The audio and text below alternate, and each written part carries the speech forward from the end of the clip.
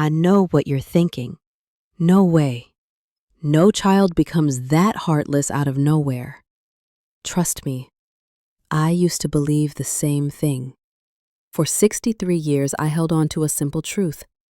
If you love your child deeply enough, long enough, they will never turn their back on you. But no, it doesn't always work that way. And maybe you need to hear this before it's too late. I once had a sweet daughter. I believed in her the way people believe in the sunrise. She used to call me her hero. She used to hug me tight whenever the thunder outside got too loud. And then, that same little girl locked me inside a house. No electricity, no water, no light, for months. Not because I was crazy, not because I did something wrong, but simply because I had become useless. I used to think pain meant being hit or screamed at. But then I learned the worst kind of pain is when the people you love starve you. In silence. No yelling, no insults. Just, they stop looking at you like you're human. Some nights, I curled up on a stained mattress, breathing in the smell of mildew and rot. The only light came from a thin crack in the wall. I could hear my daughter laughing in the next room. Music, glasses clinking, life happening, just beyond the door. And I thought, did I do something wrong? Or maybe I'm just too old now. Maybe I'm no longer worth loving. Have you ever lived in a place where the only sounds are buzzing flies and scratching rats, and those are the only things that talk to you? I have, and I'm still here. Not to complain, but to warn you, because I know somewhere out there are other mothers, silent, abandoned, still too afraid to call their pain by its real name. And if you think you are safe from this kind of betrayal, I'm sorry, but you're being naive. My name is Denora. Once, I was the strongest woman in my daughter's eyes. And then, I became a shadow, a breathing corpse, a mother no longer called mom. No one is born abandoned. Every betrayal has a beginning, and I remember mine clearly. My daughter's name is Eva. I chose that name because I once heard it meant the first to live. I wanted my daughter to be strong, independent, needing no one. I was a single mother. My husband left when Eva wasn't even 2. I didn't cry. I didn't collapse. I tied up my hair, wiped my tears, and walked out into the world, selling oranges, washing laundry, doing whatever I could. Daytime I worked. At night, I'd lie next to Eva, holding her close. I used to believe if we had each other, that was enough. Dinners were half a bread roll, maybe an egg if we were lucky. Still, she'd say, "Mom, this is the best meal ever." I believed she'd never forget those days. I remember one rainy afternoon. I had no umbrella. Soaked to the bone, I showed up at her school gate. She ran toward me, arms wide, soaked too, and whispered, "Mom, you're my hero." I didn't need the world to validate me. That one sentence kept me alive for years. I saved every peso, worked extra jobs, sent her to tutoring, bought her English books from flea markets. She was smart, sharp, always at the top of her class. She once said, "One day I'll have a house, a car, and you'll never have to work again, Mom." And I believed her, not because I was naive, because I had seen the gratitude in her eyes. She had stood by me when neighbors whispered behind my back, "A woman raising a child alone must be her fault." I believed Eva would be the one person who'd never look down on me. But there were signs. I ignored them. I remember when Eva was 12, I took her to the market. A foreigner asked for directions. I didn't understand. She laughed, just a short laugh, but cold. Then she spoke fluent English to the man, turned to me and said, If you knew English, Mom, maybe life wouldn't be so hard. Just one sentence, but something cracked inside me. I laughed it off, wrapped vegetables for a customer, but in my chest, something burned. After that, Eva grew busier, more distant. She got a scholarship to study in the U.S. I was proud and terrified. I told her, "You can go, just don't forget who your mother is." She hugged me, teary-eyed. "Mom, you're everything to me. I'm doing this to give you a better life." I watched her walk through the airport gate, like watching part of my body leave me, and I believed that mother-daughter love would be stronger than any distance. And to be fair, she did call those first few years. She sent money, photos, updates. She got married, found work, said she'd bring me over soon. "Mom, you're going to have air conditioning, a real couch." I left my tiny rented home outside Mexico City with nothing but a fabric suitcase, 2 photos of her father, a small Bible, and a tin of old balm I still used for back pain. I thought. This was a new beginning. That after everything I'd sacrificed, I was finally going to have a home next to my daughter. But no one told me that sometimes the most beautiful dream is just a mask for the longest nightmare. I used to believe that America was the dream, but for me, it was a golden cage. The day my daughter sent me the plane ticket, I trembled with joy. I thought, we'll be together again. Things will be different now.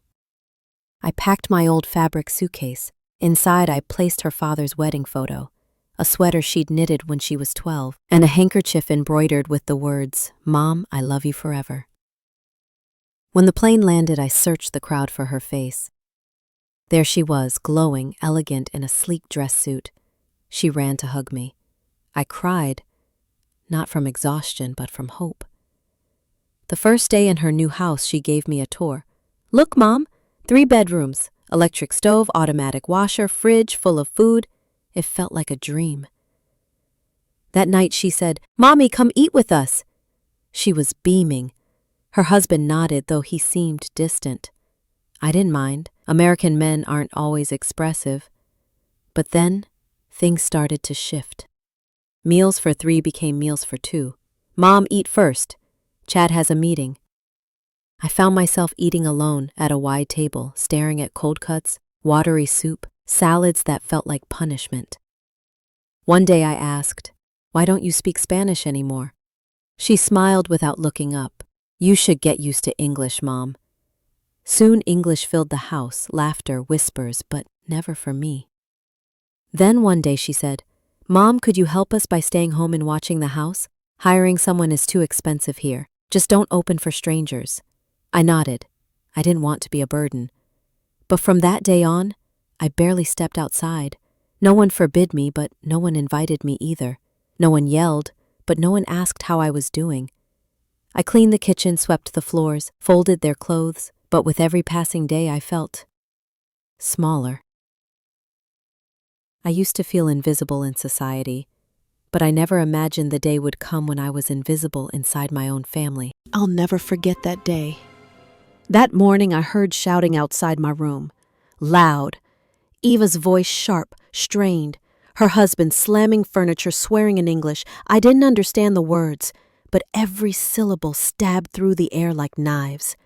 I didn't dare step out. I stood frozen behind the door, hands trembling. I just hoped they wouldn't drag me into it. Then, footsteps. They stopped right outside my room. Eva knocked softly. "Mom, just stay in your room for now, okay? It's nothing. Just a little thing." I nodded. The door closed. Then click. The sound of a lock. From the outside. I waited. At first I thought, maybe just for an hour or 2, but half an hour passed. Then an hour. Then the entire afternoon. I knocked gently. "Eva, can I come out now?" No answer. I sat down. My heart was pounding. I told myself, maybe they went out. Maybe it's really nothing. But night came, and no one returned. No lights, no voices, just the darkness and the endless hum of flies. The next day, there was a cold plate of rice left outside the door. No note, no explanation, no person. I ate in silence, then waited. Waited for morning, waited for footsteps, waited for the lock to turn again. It never did. No electricity, no hot water, no warm towel to wash my face, no phone, no television, no one to speak to, just four walls, a broken socket, and the ticking clock in my head. By the third day, I began talking to myself. By the fifth, I tore a piece from my Bible and wrote, "Mom is okay," and slid it under the door. A reflex, as if someone, anyone might pick it up. No one did. No one read it. No one replied. I lost track of the days. All I remember is counting footsteps, each one echoing outside my door, hoping it would stop in front of me. It never did. I heard laughter, TV sounds from the living room. Eva was still living. Chad was still there. But me? I no longer existed. Some nights, I thought, maybe it would be easier to just stop breathing. But then I'd remember Eva, 3 years old, begging me not to leave her alone in the dark. And now, I was the one left behind, alone. You wouldn't believe how quickly the human body adjusts to the smell of rot. At first, I was disgusted. I held my breath when rats ran across the floor. I gagged when maggots crawled out of an old banana peel. But then, I got used to it. Not because the smell disappeared, but because I no longer had the strength to resist it. I just wanted to survive. I used all the energy I had to push the trash to the farthest corner of the room, but no one came to take it away. I had no garbage bags, no bucket, just torn plastic and the smell of mildew, clinging to everything I wore. At night, I didn't dare fall asleep right away. I was afraid the rats would bite my ears. I lay curled up against the wall, pulling my coat over my face. The tile floor was as cold as stone. But I didn't groan. I was afraid that if I made a sound, they'd hate me more. Every night I heard the same soundtrack. Electronic dance music, loud, obnoxious, endless. Laughter, talking, glasses clinking. That house was split into two worlds. One was a party, the other, a grave of silence and filth. One night, I whispered through the crack in the door, "Eva." No answer. I tried again. "Eva, I'm thirsty." Only the bass replied, pounding like fists into my chest. Outside, the neighbors were starting to wonder. A young woman from next door would later say, "I hadn't seen the old lady in months. I asked, and her daughter told me she was senile." Eva told them, "My mom has mental issues. She tends to wander. I have to keep her safe." They believed her, because from the outside, the house looked normal. The grass was trimmed, the mailbox was always empty. No one could see the inside, where I was quietly decomposing in the dark. Social Security checks still arrived like clockwork, deposited straight into Eva's account. I didn't know how much I was worth per month, but I knew. I wasn't worth enough for them to buy me a single bar of soap. One day, a rat died in the middle of the room. I was too weak to move it. I just pulled a blanket over it and lay next to it. I wasn't disgusted. I was just tired. Death no longer scared me. What scared me was being alive and no one knowing I existed. I used to believe that if I stayed quiet long enough, my daughter would unlock the door, that if I didn't complain, didn't argue, didn't make a fuss, Eva would remember me, that she'd walk in, hug me like she used to, wipe my face with a warm towel and whisper, "Mom, I'm sorry. I've just been tired lately." I believed it, like a fool walking blindfolded.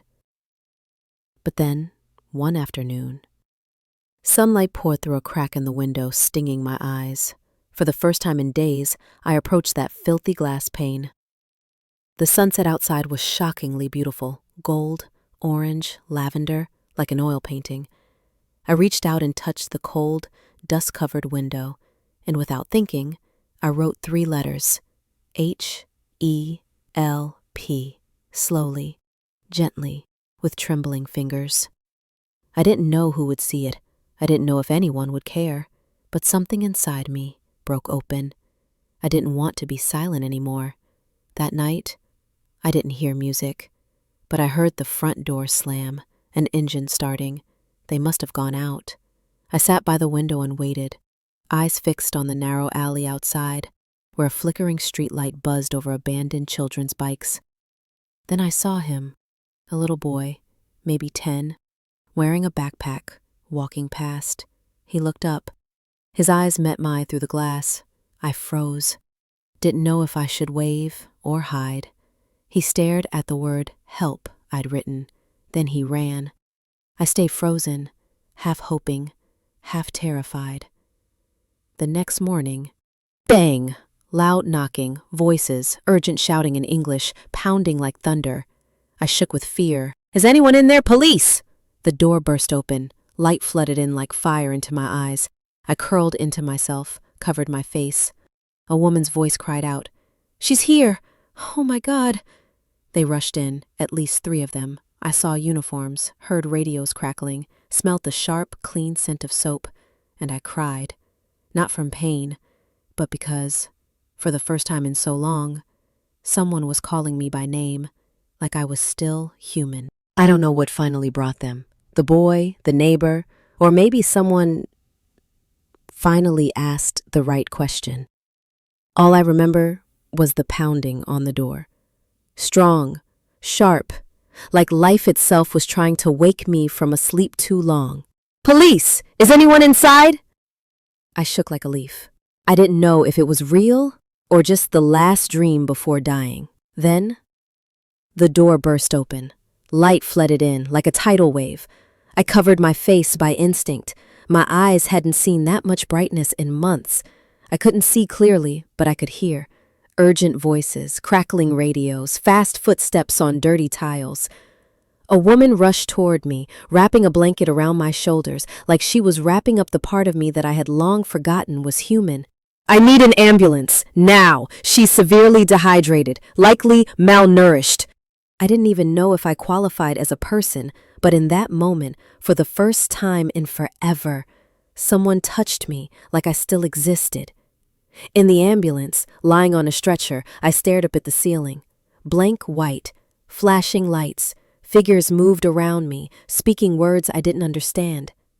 I wasn't afraid. I wasn't even hopeful. I was silent. I had always imagined that I would die in that dark room. Nameless, unnoticed, disappearing like I never existed.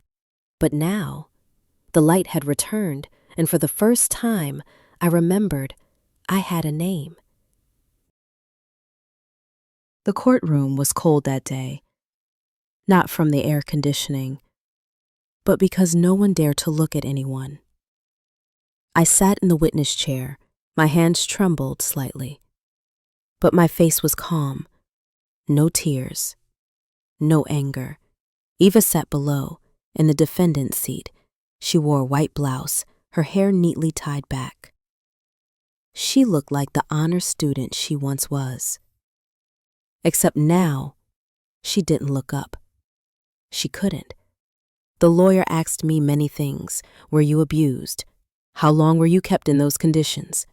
Why didn't you call the police? I answered slowly, clearly, one word at a time. And finally, they asked, "Why did you stay silent for so long?" I looked at Eva.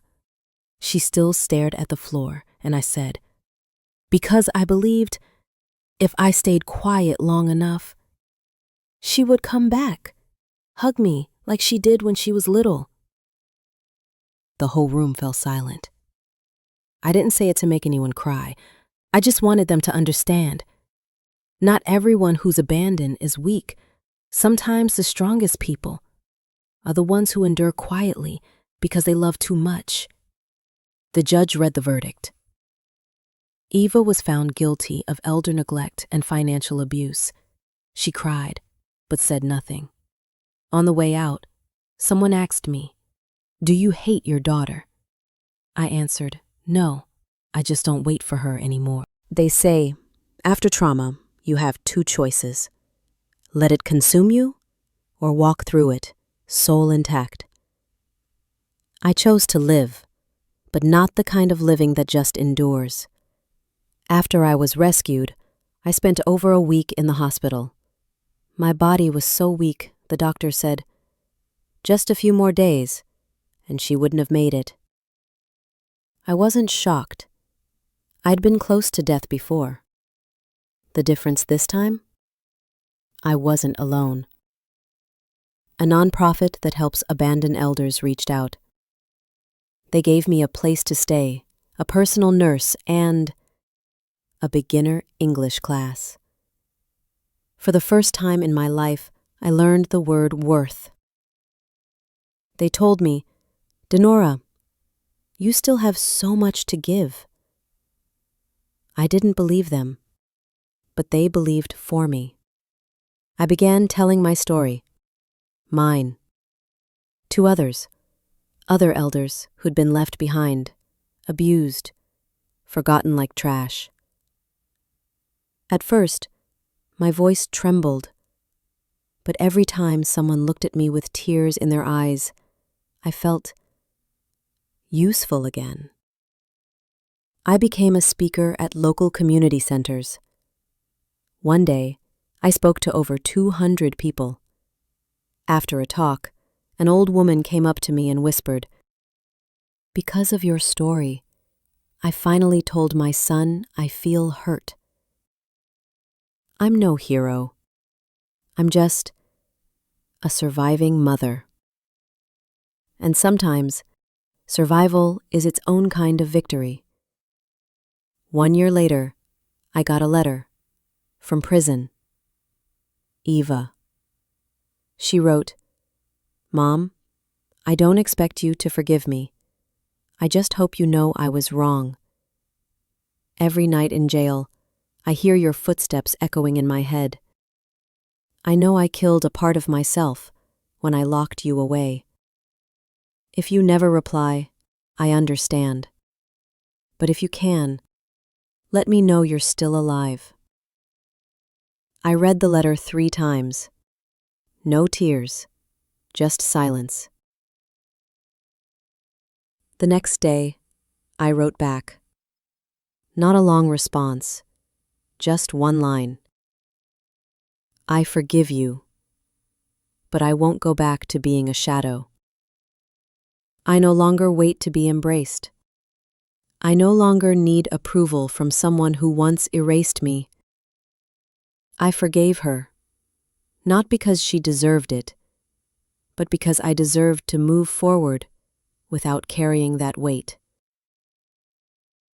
Now, I live in a small community home where they call me Mama D. I teach the ladies how to use smartphones, tell stories to young volunteers, and plant vegetables in our little garden. I was once locked in a dark room. Now, every morning, I open my own door, and sunlight rushes in. This morning, I didn't wake up to anyone's voice. No slamming doors, no pulsing EDM through the walls. I woke up to birdsong in the garden, a sound so soft, so familiar, yet something I'd forgotten could exist. I stepped out of my room, no one waiting for me to make breakfast, no one watching to see if I opened the door. I walked straight into the garden. My slippers tapped gently on the dew-covered tiles. No one tells me no anymore. No one locks me up. No one asks me to be invisible. I am me. I go where I want, without permission. The garden behind our community home isn't special. Some herbs, a few lazy cats, a cluster of lavender, but to me, it's paradise. One day, a young nurse asked me, Mama Denora, how do you still smile after everything you've been through? I looked at her, so young, too young to understand the weight of certain silences, and I said, because I chose to forgive. Not to ease their guilt, but to lighten my own heart. I don't share everything. I'm not looking for pity. I'm not looking for an audience. All I want is to never be forgotten again. Some days I write in my journal. Other days I write nothing at all. Sometimes I just sit in the garden and gently touch a flower's edge and marvel at the strangest thing a human being can do. Start again. Not from scratch, but with all the pieces still broken. I once believed I was just a shadow, a forgotten mother, but now I understand. I am a witness for every person who's been pushed to the side, for every mother locked inside her own love. I don't tell my story because I like repeating pain. I tell it so others know pain doesn't have to be the end. Sometimes it's the beginning. And I said, afternoon, I received a handwritten letter from a 72-year-old woman. She wrote, I've spent my whole life believing I didn't have the right to be sad. I'm a mother, so I thought I had to endure.